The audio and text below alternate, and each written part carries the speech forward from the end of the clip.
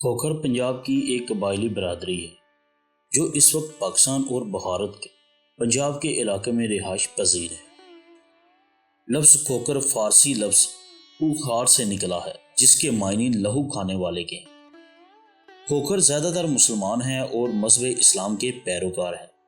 खोखरों ने इस वक्त इस्लाम अपनाया कि जब वो हज़रत बाबा फरीदुद्दीन गंजे शकर रहमतुल्लाह अलैह के ज़ेरे असर आए। खोखर कबीला 13वीं से 15वीं सदी के दौरान पंजाब का सबसे ताकतवर, बाअसर, सबसे गालिब कबीला रहा। एक ज़माने में खोखरों ने दिल्ली, लाहौर और कश्मीर पर भी कब्ज़ा किया और वहाँ अपनी हुकूमत कायम की। बिलखुसूस इलाका पढ़वार, दरियाए चनाब और दरियाए झेलम के दरमियान खोखरों ने एक तवील अरसे तक हुकूमत की। पंजाब के इलाका में खोखरों के पास काफ़ी रकबे हैं। पुराने ज़माने में खोखर, क्योंकि इस ज़माने में जंगों में घोड़ों की ज़रूरत होती थी, खोखर काश्तकारी में भी शुरू से माहिर हैं। बिस्मिल्लाहिर्रहमानिर्रहीम। हिस्ट्री एक्सपोज के मोअज़्ज़ज़ नाज़रीन, अस्सलामु अलैकुम व रहमतुल्लाहि व बरकातुहू। मोअज़्ज़ज़ नाज़रीन, आज हम आपको तफसील के साथ खोखरों की तारीख़ बताएंगे, खोखर कबीले की तारीख़ बताएंगे। उम्मीद है आप जानेंगे, समझेंगे तो आपके इल्म में इजाफा होगा। मोअज़्ज़ज़ नाज़रीन, खोखर जटों और राजपूतों का दर्जा और रतबे रखने वाला एक मुसलमान कबीला है। जंगजू कबीलों में से एक है। मतनूआ राजपूत और जट रतबे रखने वाले के तौर पर खोखरों की सबसे ज़्यादा तादाद झेलम और चिनाब की वादियों में है और बिलखुसूस जंग और शाहपुर के अजला में।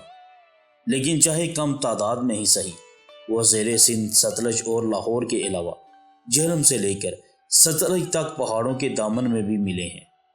लेकिन खोखर साबका रवायत के मुताबिक वह बल असल शुमाली पंजाब में आबाद है और तैमूर ने इन्हें वहाँ से बेदखल किया। झेलम और पंजाब पर मैदानों के खोखरों एक अतकास और दामने कोह के खोखरों का वसी अख्तलात इस नज़रिए में कुछ रंग बढ़ता है कि वो पहाड़ों से नीचे की तरफ फैले, न कि जनूब से ऊपर की तरफ। अकबर के दौर में खोखरों को होशियारपुर के 10वें परगन का एक बाअसर और अहम मुसलमान कबीला दिखाया गया था और मुसलमान तारीखदान हमें बताते हैं कि तैमूर के हमले के वक्त खोखर लाहौर पर काबिज और अपनी बारी दो आब में मुक्तदिर थे। मोअज़्ज़ज़ नाज़रीन, खोखरों के मार्क्स भी पंजाब के किसी भी कबीले जितने भी मुबहिम हैं। जालंधर में बताया जाता है कि वो अपने कबीले के अंदर ही शेहों, अवानों और दीगर इन जैसों के साथ ब्याह करते हैं, न कि राजपूत पड़ोसियों के साथ। इसी तरह मगरिब में खोखर गजनी के कुतुब शाह के सबसे बड़े बेटे ज़मान अली की औलाद होने का दावा करते हैं, जो अवानों का रवायती बुजुर्गों में से है, मगर अलवी ये दावा तस्लीम नहीं करते। सूरज चाहे कुछ भी हो, सियालकोट के खोखर तो दीगर कबीलों के साथ बाहमी शादियां करते हैं, मगर अवान नहीं। गुजरात में ज़रहेज़ ज़मीनों के मालिक होने की बिना पर खोखर चौधरी और राजा कहलाते हैं, ताहम वो अवानों के साथ कराबत के दावेदार हैं और इनके साथ बाहमी शादियां करते हैं। हिंदुस्तान की तारीख में खोखरों का जिक्र काफ़ी जगहों पर मिलता है। तैमूर के मोरहीन के मुताबिक खोखरों ने इसकी फ़ौज के खिलाफ मदाफ़त में काफ़ी अहम किरदार अदा किया। अक्टूबर 1398 में तैमूर ने दरियाए ब्यास के किनारे जाल के मुकाम पर शाहपुर के सामने पड़ाव डाला। यहाँ इसे पता चला कि खोखर कबीले के नुसरत ने एक झील के किनारे पर किले में तैमूर ने नुसरत पर हमला किया और इसे शिकस्त देकर बहुत सारा माल असबाब और मवेशी लूट लिए। खुद नुसरत भी कत्ल कर दिया गया। इसके कुछ साथी बचकर ब्यास पार चले गए। इसके बाद हमें खोखरों के कमांडर मलिक शेहा या शेहा खोखर का जिक्र मिलता है, जिसे तैमूर ने गुबलाया हारदोवार की वादी में शिकस्त दी और कत्ल किया। ताहम जफरनामा इस बात से इख्तलाफ करता है। मोअज़्ज़ज़ नाज़रीन, खोखरों के बारे में मज़ीद जानने से पहले, इनकी तारीख मज़ीद सुनने से पहले हमारी आपसे गुजारिश है कि अगर आप हमारे चैनल पे नए हैं और आपने हमारा चैनल हिस्ट्री एक्सपोज सब्सक्राइब नहीं किया तो कर लीजिए और बेल आइकन के बटन को भी ज़रूर प्रेस कीजिए ताकि आपको हमारी आने वाली तमाम वीडियोस बआसानी मिलती रहे। اور اس کلپ کو بھی اینڈ تک ضرور دیکھیے گا تاکہ ناظرین کھوکھروں کے بارے میں جو خاص اور عمدہ معلومات ہم آپ کی خدمت میں پیش کرنے جا رہے ہیں وہ آپ جان پائیں، سمجھ پائیں، اپنے علم میں اضافہ کر۔ تو معزز ناظرین، اس میں علاؤ الدین کا تذکرہ شیخ کوکاری کے نائب کے طور پر کیا گیا۔ اس کے بعد ہم تیمور کی واپسی کے دوران میں اس کی آمد کا سنتے ہیں۔ جموں کے نواح میں اس نے کافروں کے 7 قلعوں پر قبضہ کیا جن کے بعد لوگ ہندوستان کے سلطان کو جزیہ ادا کیا کرتے تھے، لیکن کافی عرصے سے یہ سلسلہ منقطع ہو چکا تھا۔ اس میں سے ایک قلعہ ملک شیخ کوکر کا تھا، لیکن ظفر نامہ کے مطابق قلعے کا مالک شیخ کوکر کا ایک رشتہ دار شیخا تھا۔ اس طرح معاملہ کچھ واضح ہو جاتا ہے۔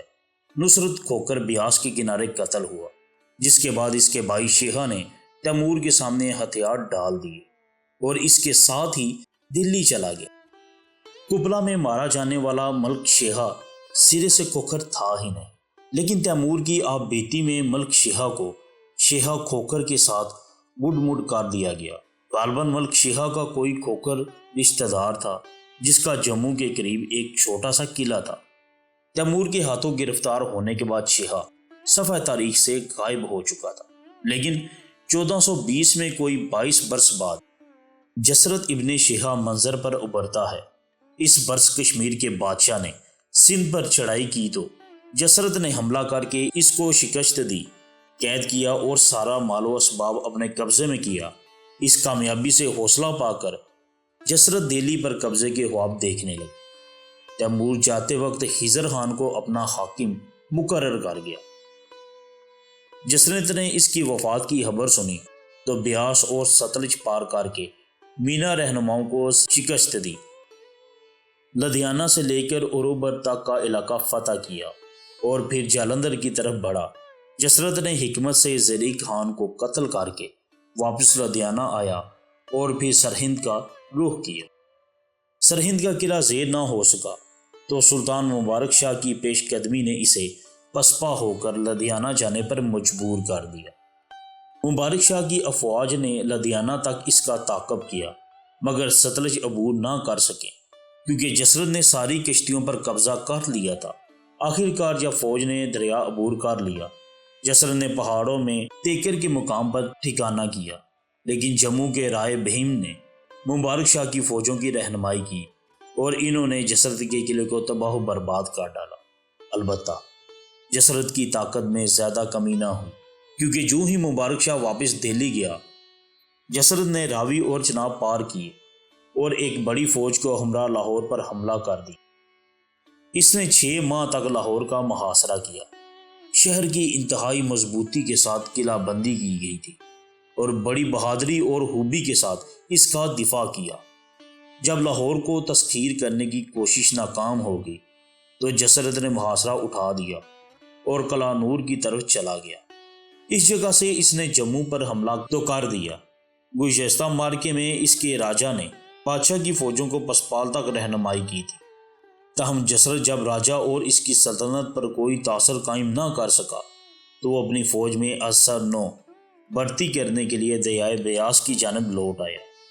دریں اثنا لاہور میں وزیر ملک سکندر کی سرکردگی میں تازہ فوج کی کمک آ پہنچی۔ اس نے حاکم دیپال پور ملک رجب اور حاکم سرہند اسلام خان کے ساتھ الحاق کر لیا، لہٰذا یہ اپنی اپنی فوج کی قیادت کر رہے تھے۔ متحدہ فوج نے جسرت کے خلاف پیش قدمی کی اور اسے بہت زیادہ نقصان کے ساتھ پیچھے چناب پار دھکیل کر اپنی پہاڑی بنا گاہ کی طرف جانے پر مجبور کر دیا۔ ہوشیار وزیر نے اب بے رہنما کھوکروں کا تعاقب کیا اور دریائے راوی کے کنارے قلعہ نور جا پہنچا۔ وہاں جموں کے راجہ سے مل کر اس نے بے شمار کھوکروں کو ڈھونڈ نکالا جو مختلف مقامات پر چھپ گئے، اب سب کو تہ تیح کر دیا۔ ان کارروائیوں کے بعد وزیر واپس لاہور آ گیا۔ بادشاہ وزیر ملک سکندر کی بہادری اور دلیری سے بہت خوش ہوا۔ اس نے اسے لاہور کا صوبیدار مقرر کیا اور محمود حسن کو واپس دہلی بلا لیا۔ شاہی فوجوں کو روانہ ہوئے ابھی زیادہ عرصہ نہیں ہوا تھا کہ جسرت کھوکر دوبارہ میدان میں نمودار ہوا۔ اس نے 12,000 کھوکھروں کی فوج جمع کی۔ جمع کرنے کے بعد جموں کے راجہ رائے بھیم کو شکست دے کر لاغ کر دیا اور لاہور اور دیپال پور کے صوبوں کو تہ بالا کر دیا۔ حاکم لاہور ملک سکندر لاہور سے اس کے مقابلے کے لیے روانہ ہوا، لیکن اس کی آمد پر جسرت آبے لوٹ کر لوٹ مار کے سامان کے ساتھ دوبارہ پہاڑوں میں پناہ گزیر ہو گئے۔ دریں اثنا حاکم ملتان ملک عبد الرحیم الملک کے انتقال کے باعث ملک محمود حسن کو ایک فوج کے ہمراہ ملتان روانہ کیا گیا۔ غالباً اسی دور میں حاکم کابل شاہ رخ مرزا کی ملازمت میں ایک مغل سردار امیر شیخ علی نے جسرت کے اکسانے پر جسرت کھوکر کے بکر اور ٹھٹھا پر حملہ کر دی۔ ستمبر 1427 میں جسرت کھوکر نے کلانور کا محاصرہ کر لیا اور ملک سکندر کو شکست دے کر لاہور کی طرف پسپا ہونے پر مجبور کر دیا۔ بادشاہ نے حاکم سمانہ رزق خان اور حاکم سرہند اسلام خان کو سرکردگی میں کمک روانہ کی، لیکن بیشتر اس کے کہ وہ لاہور کی فوج کے ساتھ شامل ہوتے۔ ملک سکندر نے جسرت کو شکست دی، شکست سے دوچار کر کے اسے لوٹ مار کے سامان سے محروم کر دیا جو اس نے غارت گیری کے باعث علاقے سے جمع کیا۔ 1429 میں حاکم کابل امیر شیخ علی نے شاہ رخ مرزا کے توسط سے پنجاب پر حملہ کر دیا۔ کھوکھروں نے اس کے ساتھ مل کر زیادہ غارت گری شروع کر دی۔ لاہور پہنچنے پر اس نے حاکم لاہور ملک سکندر پر 1 سال کی آمدنی کے برابر خراج عائد کر دیا۔ اس کے بعد وہ دیپال پور روانہ ہو گیا اور وہاں پہنچنے پر علاقے کو غارت کیا۔ فرشتہ کے مطابق اس موقع پر 40,000 ہندوؤں کو قتل کر دیا گیا۔ حاکم ملتان عماد الملک نے تلمبا کے مقام پر شیخ علی پر اچانک حملہ کیا، لیکن اسے ناکامی ہوئی۔ دریائے راوی کے ساتھ چلتے ہوئے مغل حیرآباد طرف بڑھے اور وہاں سے ملتان روانہ ہوئے، جس پر 29 مئی 1430 کو حملہ کیا گیا۔ جب حملہ ناکام ثابت ہوا تو ملتان کا مکمل محاصرہ کر لیا گیا۔ زریں اثنا دہلی سے مظفر خان گجراتی کے بیٹے فتح خان کی قیادت میں کمک آ پہنچے، لہٰذا امیر شیخ علی کی قیادت میں مغل فوجوں اور عماد ملک کے تحت دہلی اور پنجاب کی فوجوں میں زبردست خونریزی کی جنگ کی گئی۔ ابتدا میں مغلوں کو کچھ کامیابی ہوئی، لیکن فتح خان گجراتی کی موت نے ہندوستانیوں میں انتقام کی پیاس کو بڑھا دیا، لہٰذا وہ اس مستقل مزاجی اور مضبوط ارادے کے ساتھ لڑے کہ مغلوں کو شکست ہوئی۔ فاتحین نے اس کا لگاتار تعاقب کیا اور ان کی ساری فوج کو یا تو تہ تہی کر دیا یا وہ دریائے جہلم کو عبور کرنے کی کوشش میں ڈوب گئے۔ امیر شیخ علی اپنے چند ساتھیوں کے ہمراہ کابل کی طرف فرار ہو گئے۔ 1432 میں نصرت خان گرگھنز کو لاہور کا صوبیدار مقرر کیا گیا۔ پنجاب پر اس سال اور اگلے سال کے دوران ملک جسرت کھوکر اور امیر شیخ علی نے حملہ کیا، تاہم شاہی فوجوں نے ان حملوں کو بڑی کامیابی کے ساتھ پسپا کر دیا۔ 1436 میں سلطان محمد شاہ نے شیحہ کھوکھروں کے خلاف ایک مہم بھیجی، جس نے اس کے علاقوں میں لوٹ مار مچائی۔ 1441 میں سلطان نے بہلول خان کو دیپال پور اور لاہور کا حاکم مقرر کر کے اسے جسرت کھوکر کے خلاف بھیجا، لیکن جسرت نے صلح کر لی اور اسے دہلی کے تخت کے خواب دکھائے۔ اس کے بعد کھوکر طاقت نامعلوم وجہ کی بنا پر زوال آ گیا اور اکبر کے عہد میں باری دو آب میں لاہور کے سرکار کے 92 میں سے 5 محل جنیٹ دواب میں 21 پرگنوں میں سے 7 کھوکھروں کے پاس تھے۔ اس کے علاوہ ایک محل بست جالندر اور رچنا دواب میں بھی تھا۔ ملتان کے دیپال پور سرکار میں 10 میں سے 3 محل ان کے تھے۔ لیبرٹی نے اس دور میں ان کی تعداد 2 لاکھ نفوس بتائی۔ گرداس کے قاتل راجپوتوں کے متعلق بیان کیا گیا کہ اولین اسلام قبول کرنے والوں میں سے کچھ کو کھوکر کہا گیا، لیکن وہ کہتے ہیں کہ ہمارے اجداد میں سے ایک ریاست جموں کشمیر میں واقع منگلا دیوی کے قلعے میں آباد ہوا اور پھر حیرپور پر قابض ہو گیا۔ حیرپور کی نسبت سے اس کی اولاد کھوکر کہلانے لگی۔ انہوں نے غزنی کے محمد کے عہد میں اسلام قبول کیا۔ نیز قاتل ان کے ساتھ اس لیے شادیاں نہیں کرتے کیونکہ کھوکر محمد غزنوی کے قاتل بیویوں کی اولاد تھے۔ مزید ناظرین یہ کہ کھوکر یا کھوکر جاٹوں کی ایک گوت ہے جو کہ ہندوؤں میں اتر پردیش اور پنجاب میں پائے جاتے ہیں۔ جاٹوں کے علاوہ کھوکھر لوگ راجپوتوں میں بھی پائے جاتے ہیں۔ اس کے علاوہ کھوکھر ڈوگروں میں بھی پائے جاتے ہیں۔ ڈوگر تو زیادہ تر جٹ ہیں، لیکن ان کے کچھ خاندان اپنی گوتیں بتاتے ہیں جن میں کھوکھر ڈوگر بھی شامل ہیں۔ گھڑ اور متحرہ کے اضلاع میں کھوکھر جاٹوں کے تقریباً 52 گاؤں ہیں۔ سکھ دھرم کے گرو گوبند جی کے ساتھی بھائی روپ چند جی بھی کھوکھر تھے، جن کے نام کا ایک گاؤں بہتندہ ضلع میں واقع ہے۔ پاکستان میں کھوکھر لوگ دین اسلام کے پیروکار مسلمان ہیں۔ بیرونی حملہ آور محمد غوری کے 1191 والے حملے میں کھوکھر لوگوں نے محمد غوری کو بری طرح مارا تھا۔ 1192 والی جنگ میں کھوکھر لوگوں نے حصہ نہیں لیا تھا، اس لیے رائے پتوارا کو محمد غوری سے شکست ہوئی۔